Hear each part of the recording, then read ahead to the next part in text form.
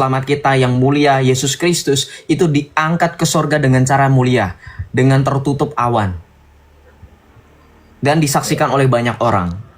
Alkitab mencatat bahwa kedatangan Yesus akan datang dengan cara yang sama seperti dia naik ke sorga. Apakah kalau misalkan kita berani mengatakan Yesus Kristus dengan Isa Al-Masih di Al-Quran adalah tokoh yang sama, apakah kita mau pada saat kedatangan kedua kalinya juru selamat kita akan lewat atap loteng kita? Tentu tidak mau. Ya, gitu. Jadi berbeda. Oh ya, oke Bang Yosef. Dan saya mau, soalnya saya ini kan murtad ya, dari Islam ke Kristen, jadi belum begitu banyak memahami tentang isi Alkitab, ya tahu sih sebagian kecil saja. Ya. Makanya saya pengen penjelasan dari Bang Yosef, itu kan saya sering ngikuti Bang Yosef, dan Bang Yosef ini saya dengar, saya rasakan, saya lihat itu menguasai di dua bidang itu, antara di agama yang seberang dan di agama Kristen gitu. Makanya saya pengen tanya supaya pengertian saya ini semakin kuat gitu loh Bang. Amin. Pasti Pak, kita sama-sama saling menasihati, saling memberi dan saling menguatkan. Tapi Bapak mohon izin, saya mau bertanya, apakah Bapak sudah dibaptis atau masih belajar saja? Saya udah dibaptis. Oh, puji Tuhan.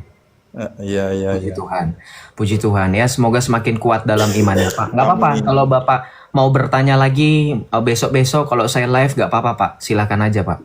Oke, terima kasih Bang. Dan saya mau nanya satu lagi Bang. Boleh. Itu di Matius berapa ya? Saya belum hafal sih. Tuhan Yesus, sebutkan aja. Tuhan Yesus berkata, aku ini diutus untuk mencari domba-domba yang hilang, atau apa itu ya Bang ya? Oh, oke. Ya. Jadi ketika Yesus bilang aku diutus hanya untuk domba-domba yang hilang, ya kan? Iya. Domba-domba yang hilang bagi bangsa Israel, kurang lebih seperti itu ya Pak ya? Oh iya. Iya itu loh. Itu saya. Itu ada di dalam. Ada di dalam Injil Matius 15 ayat 24 Pak. Iya itu. Saya pengen tahu jawaban yang pas ini. Kalau Bang Yosef pasti pas ini jawabannya gitu. Kalau saya raba-raba sendiri atau cuman dari orang-orang yang belum begitu mendalami kan agak nanti banyak orang tanya sama saya masalahnya Bang gitu loh. Jadi saya itu mau saya jelaskan, saya belum begitu berani gitu. Oke, kita jawab ya teman-teman ya. Kita bantu jawab. Saya bantu jawab ya teman-teman. Juga boleh bantu jawab di kolom komentar. Jadi gini, ketika di dalam Injil Matius 15 ayat 24, teman-teman harap simak ya. Tolong dikoreksi kalau saya salah. Tadi saya koreksi sedikit ya Pak. Tadi saya bilang Yesus diangkat. Yesus Kristus kita terangkat ya, bukan diangkat. Sorry. Saya ralat ya. Kemudian dalam konteks Injil Matius bab 15 ayat 24, mari kita baca. Perkataan Yesus di situ bahwa Yesus mengatakan kepada perempuan di Kanaan yang bukan seorang Yahudi. Perhatikan ya. Dia berbicara kepada seorang perempuan di Kanaan yang bukan orang Yahudi. Apa Yesus katakan? Aku diutus hanya kepada domba-domba yang hilang dari umat Israel. Wah, ini pasti Islam pakai ini untuk, Yesus itu hanya diutus untuk umat tertentu, bukan untuk kalian. Harusnya kalian, enggak. Salah. Kita lihat konteksnya.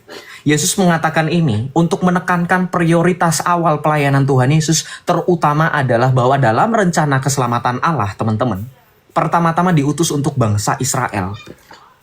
Karena Israel adalah umat pilihan.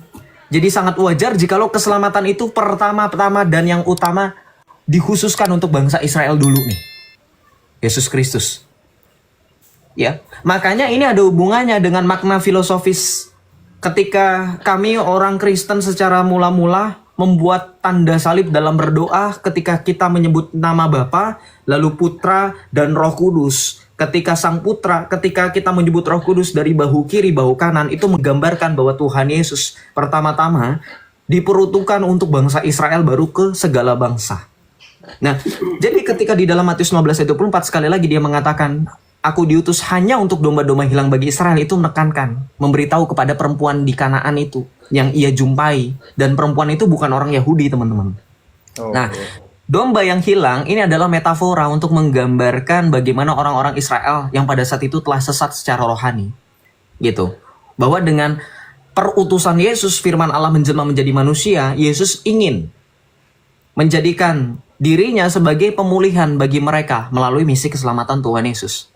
Nah, tapi sekali lagi dalam Matius 15 ayat 24 ini bukan berarti Tuhan Yesus menolak bangsa lain. Bukan berarti Tuhan Yesus bukan diperuntukkan bagi keselamatan bangsa lain, bukan. Tetapi sekali lagi dia berbicara itu untuk menekankan, untuk memberitahukan. Kenapa? Karena dalam tahapan keselamatan rencangan Allah, pelayanan kepada bangsa-bangsa Israel itu sekali lagi ditekankan, gitu, diutamakan. Nah, baru penekanan keselamatan untuk bangsa lain, teman-teman bisa baca dalam Matius 28 ayat 19 sampai 20, Bapak juga bisa baca. Di situ baru setelah kebangkitan Tuhan Yesus, keselamatan itu diberikan kepada segala bangsa. Nah, kemudian nanti ada yang bertanya lagi, ya kan tetap aja berarti Yesus nggak mau nyelamatin bangsa lain. Kata siapa? Dalam Matius 15 ayat 24 tadi, kalau kamu baca ayatnya secara keseluruhan, ayat 21 sampai 28, Tuhan Yesus tetap menyelamatkan orang yang bukan Yahudi itu. Orang yang bukan bangsa Israel itu. Perempuan yang lagi bicara sama Yesus yang tadi bilang, Yesus bilang, aku diutus hanya kepada domba yang hilang dari bangsa Israel. Yesus tetap menyelamatkan dia. Artinya apa? Bukan berarti secara literal Yesus gak mau menyelamatkan bangsa lain, tetapi ingin menekankan. Gitu. Maka di ayat 28 Tuhan Yesus membuktikan ia tetap menyelamatkan perempuan yang bukan bangsa Israel itu dengan mengatakan apa? Hai ibu, besar imanmu, maka jadilah kepadamu seperti yang kau kehendaki. Artinya Tuhan Yesus tetap menyelamatkan pada akhirnya perempuan yang bukan bangsa Israel. Itu. Nah kemudian, ada lagi nggak bukti Yesus juga menyelamatkan di luar bangsa Israel? Iya, di dalam Matius 8 ayat 5-13, Tuhan Yesus menyelamatkan seorang perwira Romawi. Perhatikan loh, bangsa Romawi pada saat itu bukanlah bangsa Israel, karena kita tahu ya namanya juga bangsa Romawi. Bangsa Romawi itu adalah penjajah pada saat itu bagi bangsa Israel. Maka ketika perwira Romawi datang kepada Tuhan Yesus tidak menolak. Nggak mau aku, kamu bukan bangsa Israel, kan aku cuma untuk bangsa Israel, bukan. Tetapi di dalam Matius 8 ayat 10, Tuhan Yesus menerima permintaan dari perwira Romawi yang meminta bantuan kepada Tuhan Yesus dengan mengatakan apa? Aku berkata kepadamu, sesungguhnya iman sebesar ini tidak pernah aku jumpai pada seorang pun di antara orang Israel. Bahkan Yesus tidak hanya menerima tidak hanya menyanggupi permintaan bantuan, tetapi juga sekaligus Yesus memuji perwira bangsa Romawi di luar bangsa Israel itu dengan mengatakan imannya tidak ditemukan di tengah-tengah bangsa Israel.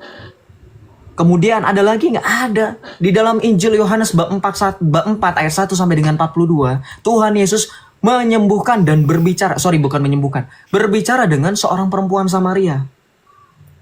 Yang kita tahu kalau orang Kristen yang benar-benar memahami Alkitab dan tahu tradisi dan juga budaya pada saat itu, orang Samaria pada saat itu teman-teman, itu bermusuhan dengan orang Yahudi. Jadi bayangkan kalau Yesus benar-benar saklek, Yesus nggak mau berbicara sekalipun dengan orang Samaria. Tapi Yesus membuktikan dia berbicara dengan bangsa Samaria itu, di luar daripada bangsa Israel yang pada saat itu sedang bermusuhan. Ya. Nah, maka dengan bukti-bukti ini bahkan teman-teman, ini menjadi bukti bahwa di dalam Matius 15 ayat 24 itu bukan berarti Tuhan Yesus tidak mau menyelamatkan. Tetapi Tuhan Yesus menekankan prioritas utamanya. Karena sudah sekian lama Allah mempersiapkan dari tengah umatku akan dibangkitkan, yaitu Yesus yang kemudian akan hadir menyelamatkan bangsa Israel yang paling utama dulu, baru ke segala bangsa.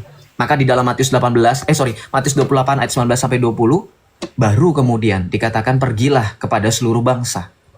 Gitu. Itu menjadi bukti kan Tuhan Yesus tetap pada akhirnya mengatakan supaya seluruh bangsa diselamatkan dan diwartakan Injil. Seperti itu. Ya betul Bang, betul. Cuman kan gini sih, masih ada sering sama saya kan gini loh. Yesus diutus kan untuk Bani Israel, dia kan bilang gitu lah, kamu kan Bani Jawa. Lah saya kan bilang begini, biarpun orang Jawa atau orang Sunda atau mana saja, kalau pengikut Kristus, ya itu termasuk jadi bangsa Israel, ya saya gitu. Bukan hanya untuk orang Israel yang KTP-nya Israel, saya bilang gitu. Betul. Biarpun saya ini orang Jawa, orang desa, tapi saya percaya sama Tuhan Yesus. ya inilah saya jadi orang pilihan seperti orang Israel. Saya bilang saya gitu kan, tapi dia masih gini, kamu itu tidak termasuk karena kamu itu Bani Jawa kan gitu. Saya ya ketawa aja gitu. Oke, karena tadi saya sudah menyebutkan di dalam Injil Matius bab 28 ayat 19 sampai 20, di situ dikatakan pergilah dan jadikanlah semua bangsa tanpa terkecuali. Mau kamu bangsa Jawa, mau kamu bangsa Sunda, mau kamu bangsa Papua, mau kamu bangsa Aceh, mau kamu bangsa yang tidak dikenal sekalipun, Tuhan Yesus memerintahkan kepada para rasul untuk pergi dan beritakan kepada segala bangsa. Nah, maka dalam hal ini ketika Bapak juga bilang bahwa Tuhan Yesus itu mengatakan bahwa Bapak tadi mengatakan bahwa Bapak adalah Israel, betul. Secara rohani orang Kristen yang percaya kepada Kristus, dia adalah Israel secara rohani. Dia adalah keturunan Abraham. Di mana dalilnya teman-teman? Silahkan dibuka di dalam Galatia 3 ayat 27 sampai 29. Di situ dikatakan apa oleh Rasul Paulus? Karena kamu semua telah dibaptis di dalam Kristus, telah mengenakan Kristus. Dalam hal ini tidak ada lagi orang Yahudi atau orang Yunani.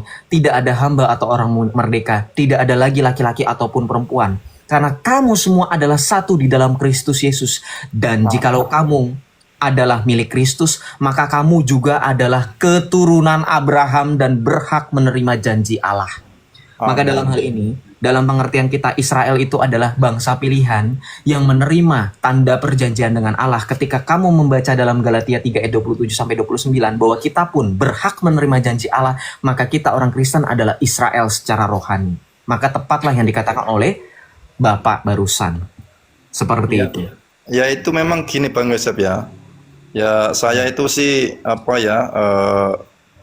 baru belajar ya, sedikit pengertian. Cuman kalau orang-orang kedagingan itu dia kalau membuat bantahan atau sangkalan, tetap saya larikan ke rohani saya. Soalnya apa? Agama kita menjalankan ajaran Tuhan itu kan tentang rohani. Kalau masalah kedagingan itu kan setelah rohani kan gitu. Jadi yang kita utamakan memang rohani.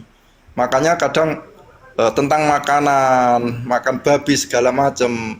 Lah aku bilang, kalau makanan itu kan dari luar masuk ke mulut, keluar masuk ke jamban lagi. Tapi kalau yang diharamkan, yang dilarang oleh Tuhan Yesus itu berarti barang yang dari dalam keluar yang menyakitkan hati orang lain, itu yang dilarang. Saya bilang, kalau makanan itu enggak, Tuhan Yesus itu memang dia tidak merintahkan makan babi, tapi tidak melarang juga, saya bilang gitu.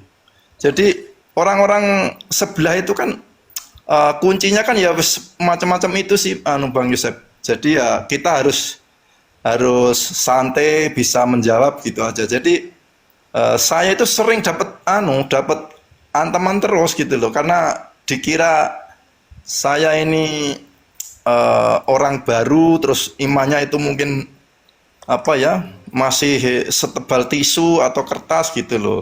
Pikirannya orang-orang kan seperti itu. Tapi ya saya nikmati dan saya syukuri aja, karena memang kita mengikut Tuhan Yesus itu kan sudah dikasih tahu bahwa mengikut Tuhan itu harus mau menerima konsekuensinya, karena harus mau memikul salib setiap hari gitu. Makanya saya bilang, kalau saya itu gini Bang Yosef ya, saya jadi orang Kristen pengikut Tuhan Yesus Kristus itu disangka agama ditukar gula, sarimi segala macam. Padahal saya dari awal itu ndak pernah jadi orang Kristen terus punya pikiran saya biar dapat bantuan, mah nggak pernah. Dan juga mah nggak ada itu di dalam orang Kristen. Nggak ada yang kalau ada orang dari luar Kristen masuk Kristen terus wah ini kamu saya kasih ini kasih itu, kali nggak ada itu. Jadi cuman orang-orang asumsinya semacam itu ya, saya biarin aja gitu. Makanya karena saya menjadi pengikut Kristus itu kan karena dulu saya belajar di dalam agama yang dulu saya bandingkan dengan kitab yang sekarang saya gunakan, itu terus saya bandingkan. Pada akhirnya saya sudah tahu arti-arti tentang isi Alkitab kita yang dulu. Itu akhirnya saya sedikit demi sedikit saya tinggalkan gitu. Karena apa? dulu itu saya ngaji 30 juz itu saya bisa.